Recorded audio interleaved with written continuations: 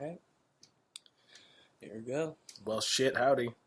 Hello, and welcome once again to the We're Already There podcast. Hello, everybody. This is our fifth full installment. Glad you're with us. If you're a continuing listener, nice to have you. If this is your first time, good to hear you. We're going to be talking about the environment this evening, getting into some this and that, some different aspects of what's going on globally, nationally. It's important stuff, the environment. We kind of live in it. Yeah, we only got one Earth. Hashtag one Earth. Ra, bo, bo, bo. Bon baklat. Right by the beach. And, so much of our society depends on the Earth continuing to exist the way it does, and the climate being the way that it is right now. And if it changes slightly, then so many things change. We're so vulnerable. So, just in the need of having the Earth. We need it. We need the Earth. It's necessary for us to continue existing because it's where we live. And, don't shit in your kitchen. You know? Yeah, you don't shit where you eat. Poop in your living room. Don't shit where you eat. It's an important thing. I don't know what else to say. The idea of trash to me is crazy in this day and age. The fact that we have multi-billion-dollar corporations making products in a way that it creates this excess of trash that we continuously have to deal with, that's an absurdity we're not going to necessarily delve into too deep today, but I just want to bring it up in brief. It's crazy. Yeah. We have solutions, but we're just not implementing them because it affects profit margins. And profit margins got to keep going up, because investor return needs to be made. Those portfolios need to look nice. Return on investment, I think was the word. Yep. You were looking for. Maybe. Maybe you were hiding it. I don't know. So what is this thing that President Trump did on January 23rd?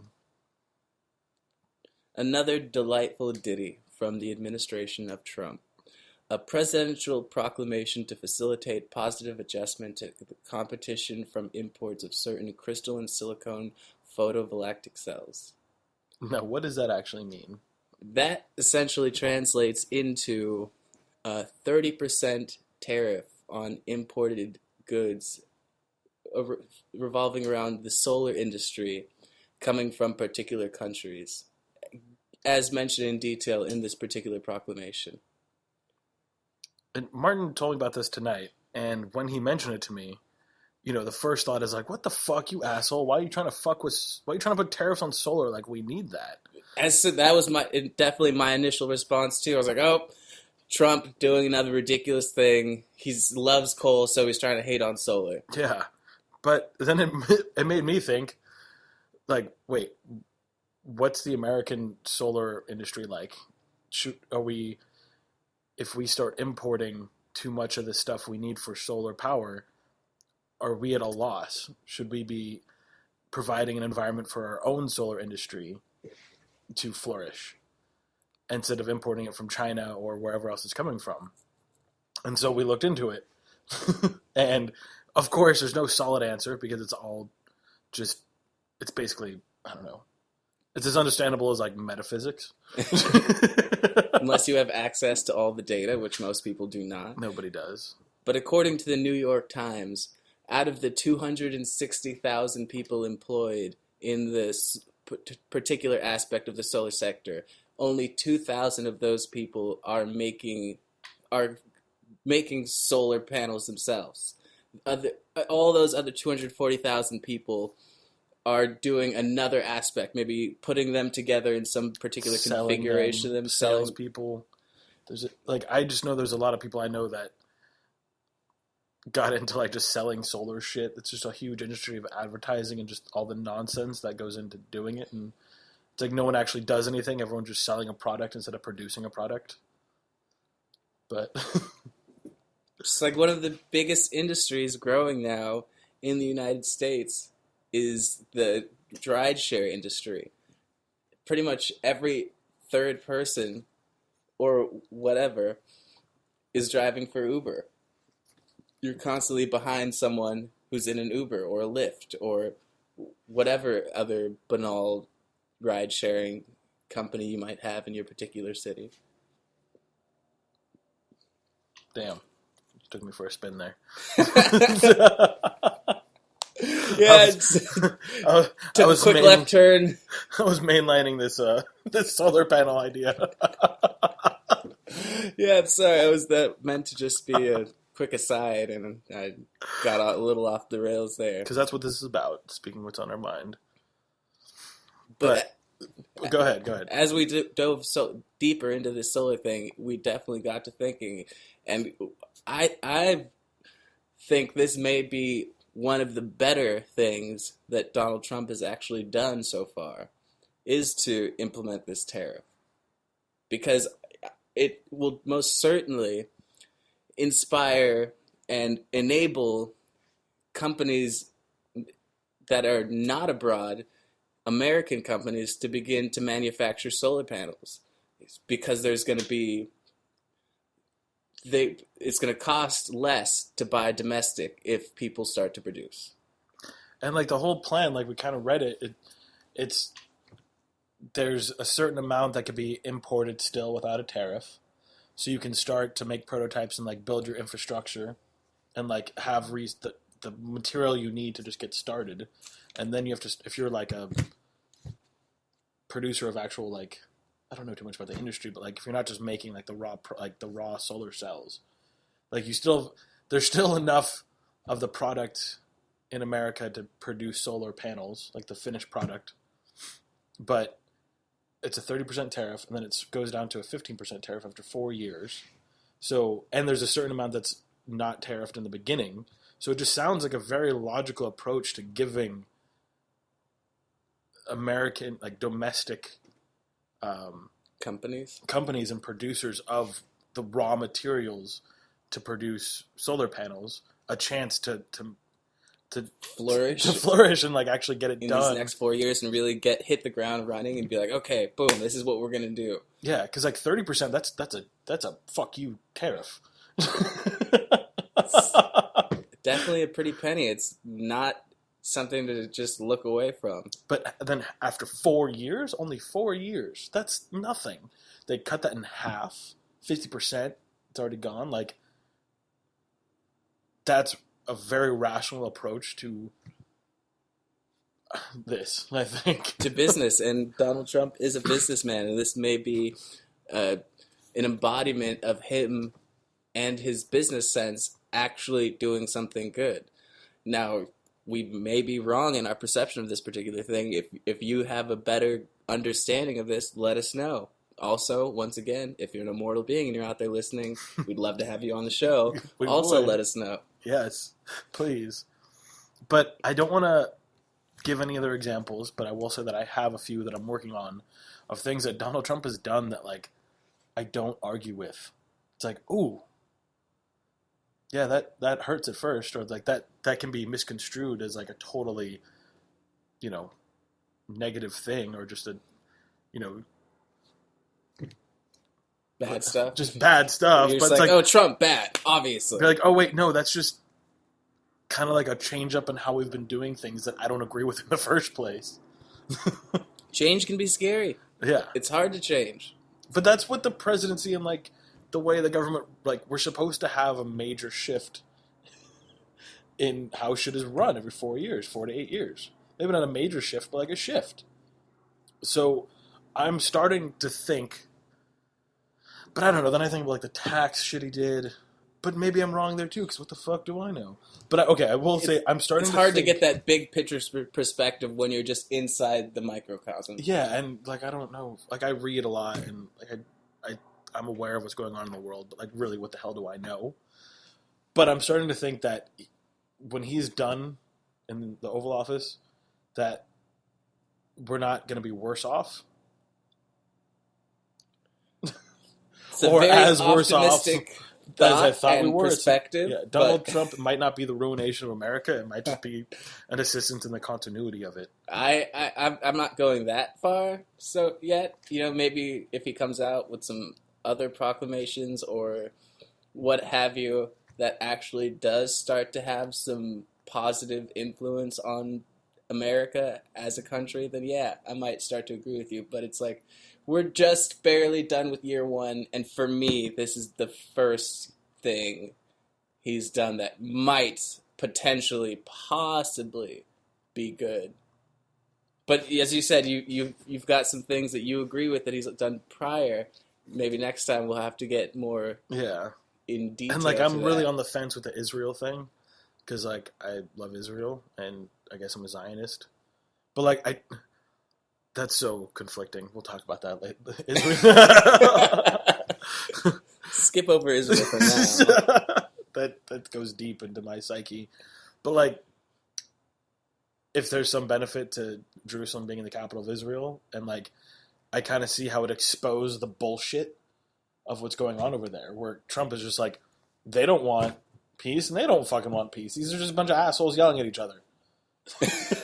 And like Palestinians, like, get your shit together. You want to come to the table like people, and we're gonna cut your aid. You're just never mind. Man, holding back on that, I don't have as an impassioned perspective on that particular issue, but my friend here of the Hebrew slant, he does. But I'm all for the underdog. Like, I don't like systems control taking over people, but I think misguided violence is never a positive way to accomplish anything. But anyways, the environment. Donald Trump, fuck that motherfucker, but maybe he's not as shitty as we think, but he probably is. What? All right, my opinion of like the environment and the Earth is, I think George Carlin put it best. This is an exact quote, but you know it's the same idea of what he said. Is after a couple thousand years, the Earth is just going to shake us off like a bad case of the fleas, like just ugh. That was shitty. Like, oh god, thank God those people are gone. We're so parasitic, but we're so insignificant on a global scale. We're just a case of fleas. You know? Like, all that has to happen is for something catastrophic to happen again. Not just happen, but happen again. And we're so fucked. We're like, humanity is at the mercy of a force we think will never change. But like nature changes, the climate changes, regardless of if we have an impact on it or not. Like there's ice ages and hot times and Jurassic and Triassic and Cretaceous and all that shit. Caldera eruptions. Yeah, that shit happens. Large comet impacts. Exactly. We're so minute in just every aspect of this world. And we think we're so important, but we're not. Yeah, humanity is just a blink in the huge history of the Earth as well as the universe. Unless you believe in the Bible and that the Earth is so many thousand years old, and you totally negate carbon dating. Dude, I saw this dinosaurs. I saw this great like picture with words on it today.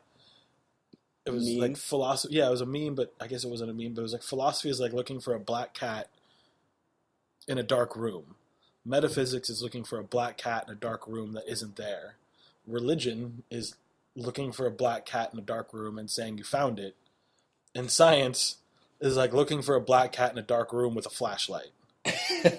Like, fuck yeah. Solid. It's pretty well put. It's just like yes, that's like, there's nothing wrong with all the other ones. They're all important. We all can conceive them, and they're important to our development as a species and incorporating all those into the logic and the science. But, like if I want to know where the black cat is, I'm going to use a motherfucking flashlight. As one should. Yeah.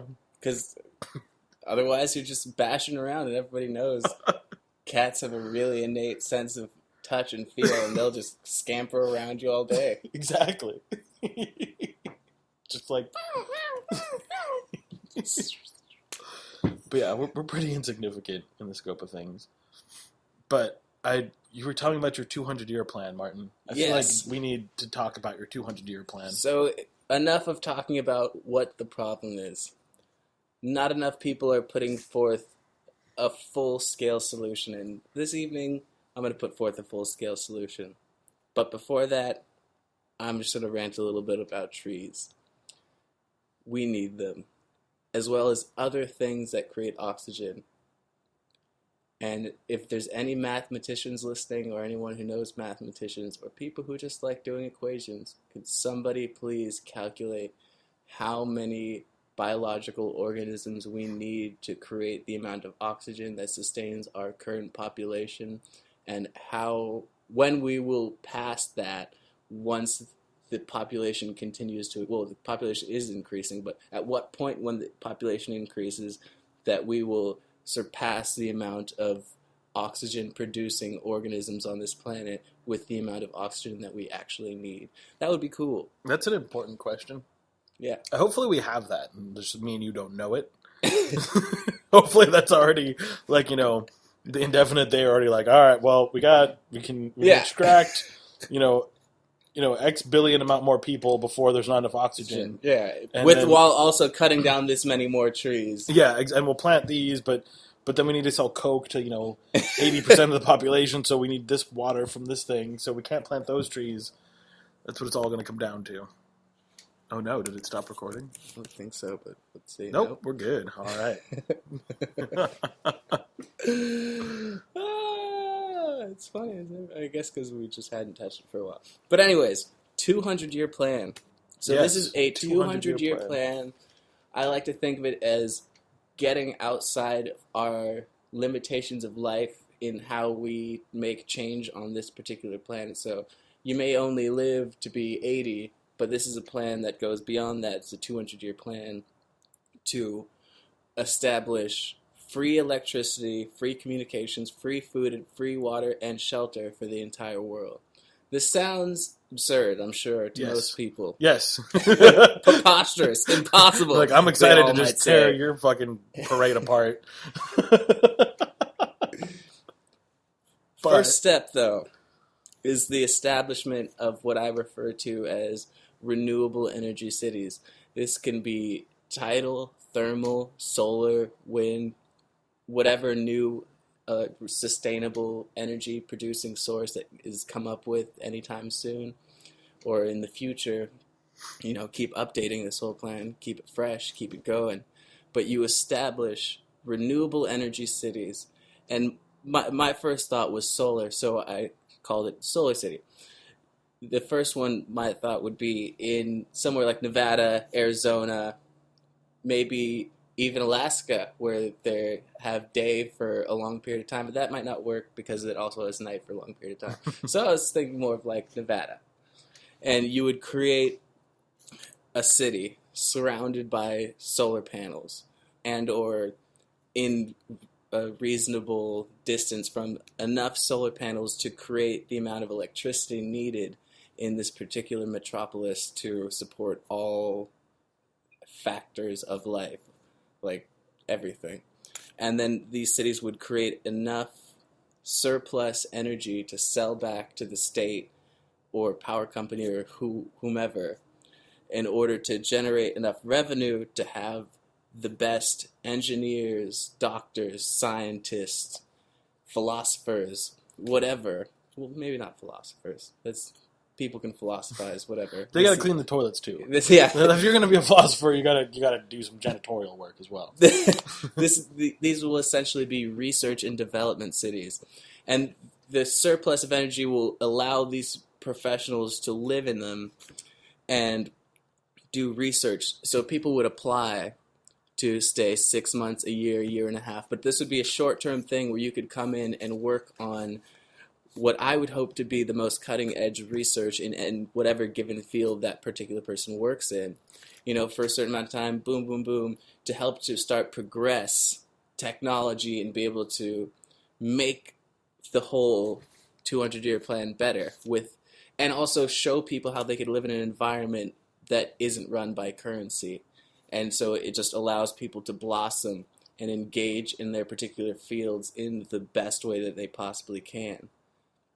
So that would be step one, is the establishment of these cities. Wait, hold on. I want to interrupt about those cities. Like those, that was super intriguing to me because those communities already exist, but they're not based off of professions that like engineering, medical, whatever other academic industries there are. But there are like kibbutzim in Israel, kibbutzim. Like what you're talking about is basically like that already exists, but on an agricultural, like eco farm scale. Like people produce enough food to sell and provide for themselves, and they sell enough just to keep the community going. So how, like, having that as a city of like just a bunch of smart people, like a Renaissance city where there's just nothing's important, that you don't have to worry about the bullshit of life, paying bills, buying your food, like you're just completely removed from everything that life gives you just to focus on your profession. And maybe if you're an engineer, you'll come up with a certain degree of arch, whatever, that is, 15% more, 15% stronger than the previous arc we already know. Like that's a possibility. Like those things already exist. That model already exists, but not on like an academic high-end, not high-end, but like an academic intellectual scale.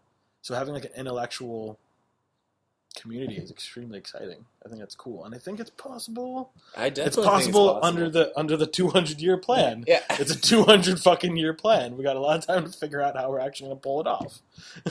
But anyways, we got to get it going. That's step one, and that was my shit was step one. I haven't heard the rest. That's all I heard. So yeah, step one, to establish these renewable energy cities. And so step one would be the first. And once the first renewable energy city creates enough revenue that they could create a second, you'd create a second, so on and so forth. Once the second makes enough revenue, you'd create the third, until you have enough of these renewable energy cities worldwide that you could create a united grid. It probably wouldn't span from, through the oceans. It would just be continental based, these electrical grids, but you'd have enough of these cities on each continent that you could create a free energy grid for everybody. And while you're laying these energy grids down stemming from these renewable energy cities, you would also lay down communications, fiber optic wires, that sort of thing. So you could establish a free communications network also funded by the revenue of the renewable energy cities. And the second step would be to create water collection / desalination and distribution plants. So you would figure out, where do people need water? Where are people not getting water? And say if they're close to an ocean, you put a desalination plant and distribution plants. But like that's so, like if that was already easy, well, you're going to need some serious philanthropists. Yeah, that's the whole idea, is that anybody... You're going to have some serious patents on the research and development that the people living in these solar cities are creating. That would also generate more of the continued revenue. Yeah, like the whole... You got to fight fire with fire. You're going to need so much cash. I'm not... 200-year plan. I'm not saying it's impossible. But like, if it was that easy just to put a desalination plant in California, like someone would have already done it and been making money on it. Like long-term money. Someone with $5 million to spend would build one and make $15 million in the next 30 years. Well, that being said, but maybe get them to invest. The technology may not be at a point now that this is potentially possible. 200-year plan. So the water distribution / desalination plants would be something that is part of the engineers in these solar cities. That's one of the things they would be working on. Cool. In advancing this, like that would be mostly what they're doing, is like, working on things like you got nothing to do for 6 months. Work on this. Exactly. Yeah. Everything will be provided for you. And I didn't get into this necessarily earlier, but in the cities, there wouldn't just be these professionals. You would also have the best chefs, the best entertainers, even the best waiters. The best waiters, everyone who's living in these cities would have to apply and be approved because they are the best in their particular field. And like, as a farmer and someone who can still throw down in a kitchen, like, I would consider moving to a city like that if all I had to do was like be the best chef that I could, and I still will have everything that I want. I won't have, I won't drive a Rolls Royce. I won't be making any, I won't be making any money or adding to my wealth for a year and a half tops. But like, I would do the fuck out of that. That sounds exciting to do. Yeah, and I would hope other people get excited about it, get jazzed about it, and really want to get into this thing, because that's the kind of energy you would need to move something forward outside of the span of your own existence. Yeah, and that's that poem that I wrote, or whatever you call it, I wrote a long time, I read it in one of the podcasts, like, we need to realize the problems we face aren't going to, they take lifetimes to fix. So that's why I really like this plan. It's like, there's no magic pill. It's like, we need to set ourselves up for the next 100 years of how, like, the next 500 years of how we're going to continue as a species and how. What's our species arc? Yeah, exactly. Hey guys, what are we doing as a species? Like, do we have a plan? No. Okay. Well, right now it just feels like extract as much money as you can, and extract as much money from the people and resources from the earth as you can. Like, we all know that's how it works right now. Yeah. But your plan. Step 3. So we have communications and electricity, and solar cities, and like renewable resource cities. Using whatever resources I have available to them to create energy, are doing that and producing money to further the production of these. And also you have people doing research and development in their fields, creating patents and like possibly charging people to like heal them. Yeah, they could be. Yeah, they could be making drugs that are like, this drug has never been made before. Boom, patent that drug, sell that off to some particular entity or whatever. Yeah, and there's revenue coming in from that. But okay, so revenue, electricity, communications. Where are we at next? Food. So automated. There's been leaps and bounds in small production / indoor production of plants. So you can have like a warehouse, and this warehouse is constantly running, constantly producing food, and you just have people coming and picking up the food when it's ready. There's obviously going to be people who need to maintain these farms as well, but they're predominantly going to be automated, so you don't have to have as many people maintaining them, but creating automated food production and distribution plants would be step 3, using the money from 1, 2. Or just to simplify that, just give farmers the resources they need to produce whole food. But I mean, this is also for places where it's like you couldn't farm. You know what I mean? But we would bring out like, you just put in this warehouse, and inside this warehouse we do hydroponics. Yeah, gotcha. And that's but regardless of how you're doing it, just give farmers the opportunity to produce food. Yes. And have people pick it up. Yes. Because that sounded super confusing and convoluted, but just like, I think if you simplify it and just like, here's what you have, farmer. Here's your seed. Here's how you're going to grow it. Here's what animals you can raise. But yeah, that would definitely be best case scenario in areas where you could do something like that. But I'm thinking also like in remote areas, you could drop in these structures and you create these plants that are creating food where you couldn't necessarily grow the amount of food for the people who live in that particular area. Well, even if you just dropped off like the tools needed to cultivate ground, as long as there's ground and water, like you can produce food. But yeah, I see like having a hydroponic, like having like a trailer that's like rigged up to grow. Yes. But like salad doesn't produce a lot of nutrition. You're better off having a fucking. Well, it's not container. Just going to make salad. Yeah. It's like going to make grain. It's going to make fruits, vegetables. It's going to make all those different things. Things that you would also then feed to livestock. You also have plants that are producing food. Like, I don't know, plants is a bad way to put it. Farms that have food, like animals, chickens, whatnot, as well as just vegetables and fruits. Because like nutritionally and like calorically speaking, like it's better to drop a container of just like chickens and the seeds that chickens need, like that you can grow the feed for them. Whatever. it makes a lot more sense to have a container full of chickens in cages than it does to have a hydroponic salad or a hydroponic vegetable production if you want to actually feed people. Like a new. I don't know if I But necessarily agree specifically. That's almost. Don't get me wrong. I love meat, but people need all of the things. You know, they don't just need chicken, or they don't just need vegetables, or they don't just need fruit. They need everything. Yeah. So we would provide the tools to people everywhere in the world, whether remote or not, with the ability to grow food. And if they don't have space and or ability to grow food, we would create an environment in which they could. So we'll have just a very, like, that's a cool thought, like a container that has, like, chicken eggs to raise the chickens and an incubator and all the seeds to grow shit. Yeah, all right, I feel you. Yes. We need some sort of, like, mobile, like a pod, like a farm pod. Yeah. It just gets dropped off in a remote location. It's like, that's everything you need. And then you just have to get the water trucks to hit that locale. Yeah. Just boom, boom, boom, you know, however much they need. And then step 4 would be homes for those without. Not homes for the homeless, homes for those without.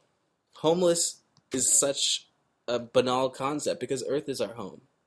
We are all home. Doesn't matter where you are, you're home because this is our planet. This is our home planet. We're so detached from that as a thought because we haven't experienced actual aliens, and so we're so divided on our own planet that we can't unite in the fact that this is where we live together. It's like if you were living in a house with your family and you were just like, that my brother is like a different country. Fuck that, fuck him. You're right. Like, as long as you're here, you're home. So it's easy to say when you have a home, but like I like that idea though.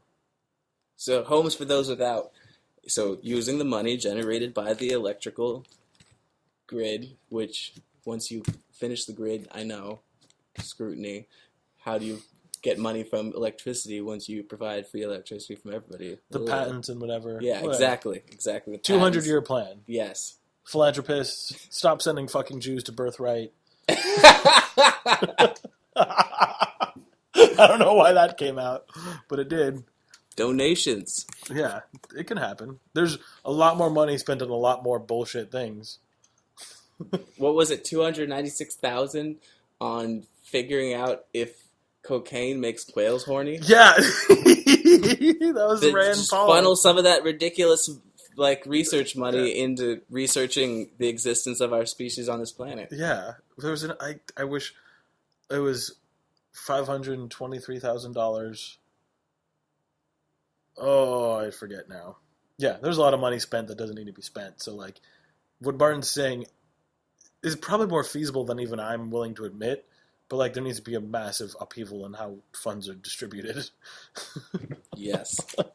But another thing I like about what you're saying is it doesn't include tax dollars at all. No, exactly. Yeah. I'm not asking anybody to increase taxes or any of that. It's if people want to support, they can support. If not, we'll get it. Yeah. And I like this whole idea because we're talking about the environment, and like what you're talking about is a system where we can live on the earth instead of just like we can live on the earth. Or we can live with the earth, not just on it. Not just on it. Yeah, like you can't. There's no way humanity is sustainable on this earth the way we're going. Like, we need to decentralize and not have a global community and have like smaller, permaculture idea, like what you were talking about, just like city, like intentional communities where everything is provided for and yeah, where we're not dependent on another country for anything we need. Yeah, every space is producing for themselves. Yeah, exactly. Like sustainable communities. This everything I'm trying to say is in this sentence: sustainable communities throughout the world, smaller, sustainable, more controllable communities throughout the world, instead of this bullshit countries with presidents and parliaments that we have. It makes no fucking sense. It doesn't work because if something happens in our environment, like Yellowstone, whatever, or like whatever super volcano it is in America that blows up, a lot of people are going to eat shit if America goes under from a global disaster. It's just going to happen. And it shouldn't And be also, set that up would that be way. the whole world would be shrouded in ash if the Yellowstone caldera erupted. Well, let's just say if it was just America that got fucked up, that's going to affect the global community immensely. And we shouldn't be set up like that. We should be set up where when something happens, when another catastrophe or climate shift or anything happens that we're a part of and in no control of, that we're as a species dynamic and can address those problems and survive if there is an issue. Yes, I totally agree. And just to round this up, 200-year plan, free electricity, communications, water, food, and homes. Got into some detail. Maybe at another point we'll get into extreme detail. But I want to round it up with this. When will people take arms to protect the earth? Will the last forest be protected by a bunch of entrenched, dread-wearing hippies? Is that where the stand will be taken? Corporations coming for those last trees? Wake up, people. We need them. We're already there. We're already there. We already need every tree that we have on this world. We need every stupid fucking rodent.